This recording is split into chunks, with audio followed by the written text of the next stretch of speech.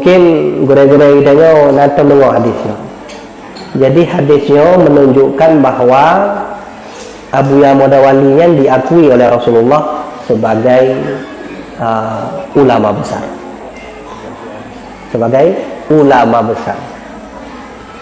Hal yang diakui Rasulullah kan ulama-ulama lain, tapi Nabi Muhammad SAW. Jadi kita menunggu dalam sebuah hadis yang disahihkan oleh Imam Sakhawi, hadisnya kan hadis palsu, kan hadis lemah, tapi hadis kuat, yaitu disahihkan oleh Imam As-Sakhawi. Rasulullah pernah berkata, pernah bersabda, innallaha yab'atsu ala ra'si kulli mi'atin sanah may yujaddidu laha dinaha. Nah, benar? Itu arti debu. Allah akan membangkit, Allah akan mempuduh tip seretuh ton tiga. Nah, berkata Rasulullah, tip seretuh ton tiga akan dipuduh oleh Allah may yujaddidu laha dinaha. Tidra ulama raya yang malim, yang alim, yang bisa ada kapasitas mentajdidkan hukum. Bahasa dari orang awam, urun super malim lah sebenarnya. Ya, mula dengan itu. Kata Rasulullah, innallaha yab'atsu ala kulli ra'sin mi'ati sanah. Sesungguhnya Allah akan membangkitkan setiap 100 tahun sekali seorang mujaddid atau seorang yang memperbaharui agama Islam. 100 tahun sekali. Jino lung kene dayo. Dan ayah mak natang lekana natang dulu tuan padu Abu Ya Mudawwali lahir.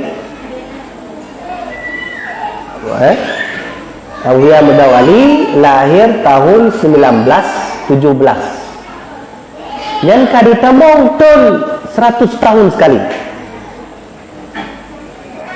Ya kan? Ya kan? Ini juga oleh Rasulullah akan situ tertuh tahun juga itu di ulama raya. Yang pun di Mesir, pun di Arab Saudi, pun di Madinah mana atau di Syria, Palestina nya kayak itu termasuk di Aceh.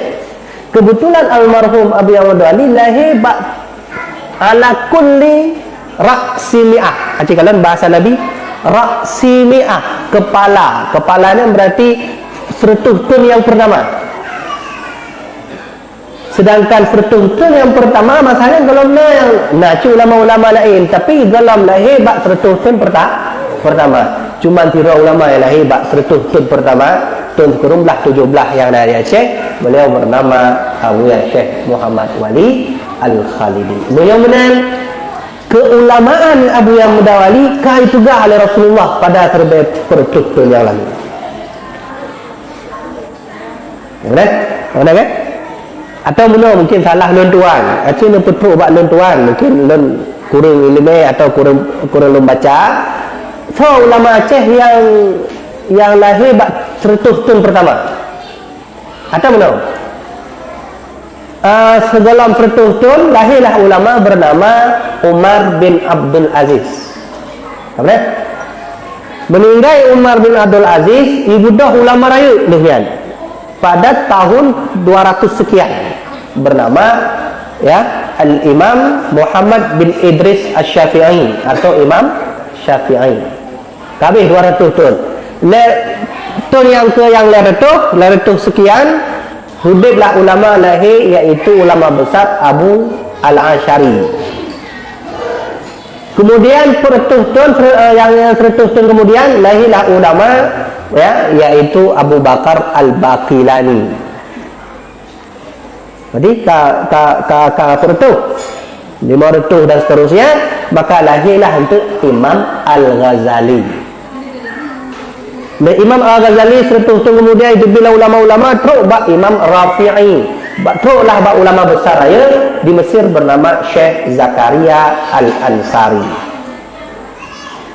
Ulang-ulang bahasa hadis Nabi akan ditubik tertuh telefon tertuh lagi, karena bahasa Nabi ala ra'si kulli mi'ah.